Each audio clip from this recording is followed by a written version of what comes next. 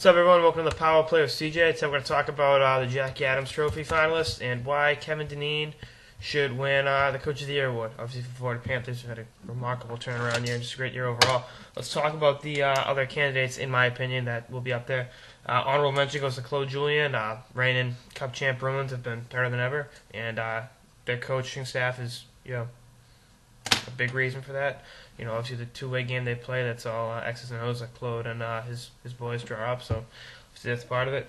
Number 3, Ken Hitchcock has been excellent since he took over in St. Louis. He's really turned that team around and has them right now 4th in the Western Conference and tied with Detroit for points in the Central Division. So, they got a elite team, and he's really turned that team around since taking over for David Spade.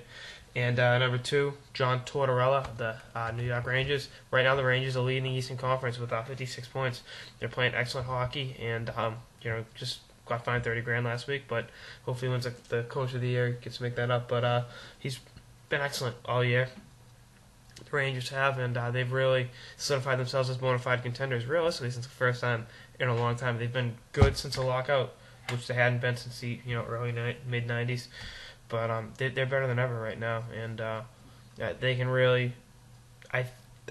They're the one team that can beat the Bruins, I think, because they got the goaltending and Henrik Lundqvist, and they got a great coach and Coach Torts, and Torts has won the Cup before with his major offseason acquisition, Brad Richards. So it goes to show you how good Torts can be. He lured his boy to Broadway. But Coach Dineen has been excellent since getting to Florida. Right now they have a 21-13-8 record for 50 points in 42 games. Right now they're the only Southeast Division team in the playoff picture at this moment. Winnipeg is 5 points out of it, and they're in the 9th spot. Washington 6 points out of it, and Tampa Bay and Carolina are really struggling and are, I hate to say it with the Lightning, as a big Lightning fan as I've become, they're not looking too great this year, and a lot of the blame that's put on the goaltending.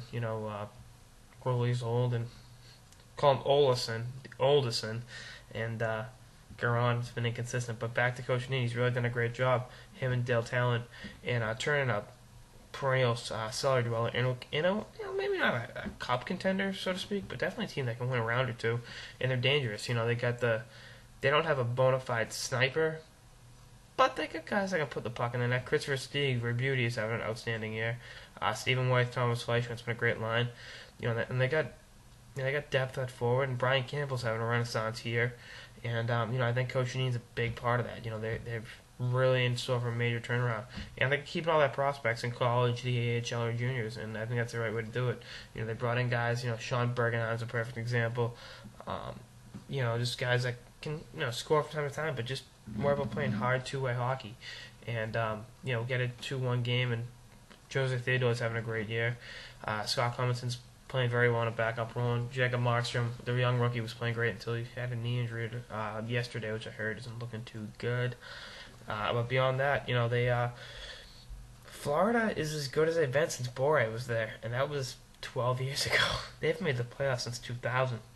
And I think they're poised to return. I really think with Dineen was a good player in of himself, and I think he was the right choice to coach his team. Taking over for Pete DeBoer, he's really gotten the most out of everyone in that lineup. They've really come on strong. Garrison's having a great year. Came out of nowhere to have an outstanding year. I can't say enough good things about it. I think a lot of it has to do with Dale Talon bringing in the players that can play hard and be effective out there. But they brought in John Madden this week. You have another great two-way player, Thomas Kopech. He was an off-season acquisition. Marco Sturm's out with a concussion, but I love him as a player. He's a great two-way player. Like I said, that's how you're gonna win games. They're not gonna outscore you, 5-4 every game. They're gonna win a 3-2, 2-1 game. And Jose, like I said, is having a renaissance. They're having so many guys having renaissance years and breakout years. And I think Coach Dineen's a big part of that. And I think Florida making the playoffs and ultimately making a run in the playoffs depends on the calls he makes as a coach. And it's good to see a team that is perennially getting the shit kicked out of it every year. To be able to be in first place in the division this late is a great thing, and they got a big one on Monday night against the Bruins. It's going to be a measuring stick game for both teams.